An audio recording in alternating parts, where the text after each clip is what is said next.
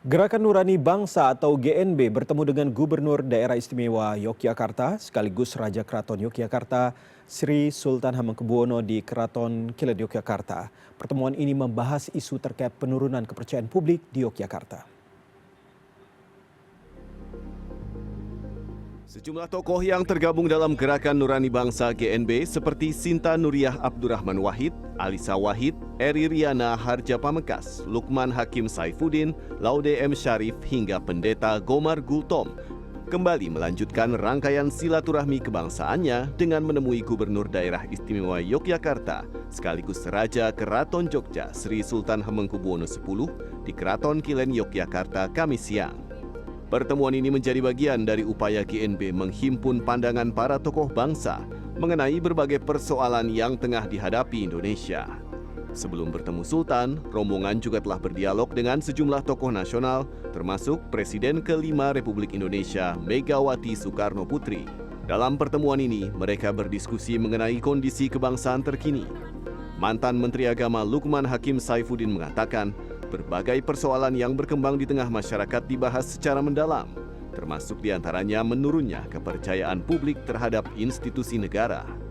Penegakan hukum yang dinilai rendah, itulah yang lalu kemudian menimbulkan ketidakpercayaan publik karena penegakan hukum yang tidak konsisten. Dan yang kedua adalah seperti yang tadi disampaikan oleh Pak Amin Abdullah, yaitu akuntabilitas publik.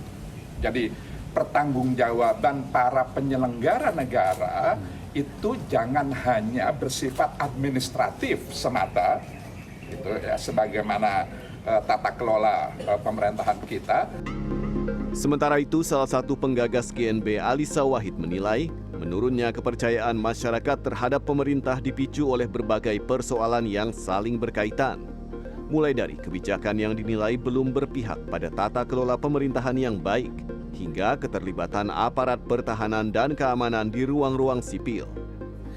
Lalu kemudian kebijakan otonomi daerah, pusat daerah juga ternyata belum optimal, itu tadi dibicarakan.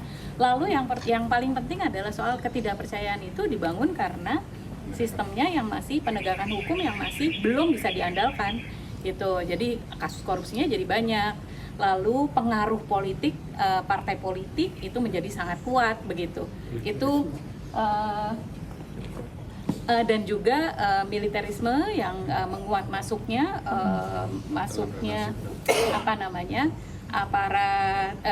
aparat pertahanan dan keamanan itu ke dalam ruang-ruang sipil, itu juga termasuk hal-hal yang membuat kemudian rakyat ini jadi kehilangan kepercayaan itu, karena ini sebetulnya jadinya bagaimana sih gitu, itulah gampangnya gitu.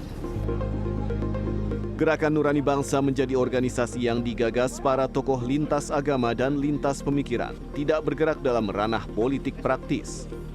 Mereka berharap seluruh elemen bangsa kembali memperkuat nilai-nilai kebangsaan, sekaligus membangun kembali kepercayaan publik melalui tata kelola pemerintahan yang akuntabel dan penegakan hukum yang konsisten.